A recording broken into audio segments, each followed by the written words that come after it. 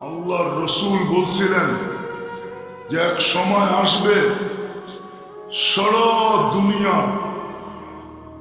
সমস্ত বেদিনী শক্তি মুসলমানকে দুনিয়ার থেকে নিঃশেষ করার জন্য, সুস্বাদু খানার জন্য যেরকম মানুষ দস্তরখানে ভেঙ্গা পড়ে, এরকম সারা দুনিয়ার মানুষ ভেঙ্গা পড়বে। তো সাহাবা জিজ্ঞাসা করছে, ইয়া রাসূলুল্লাহ, ওই দিন কি আমাদের সংখ্যা কম হবে? তো বলছে, না, তোমরা সংখ্যা অনেক হবে। আজকে 200 কোটি মুসলমান,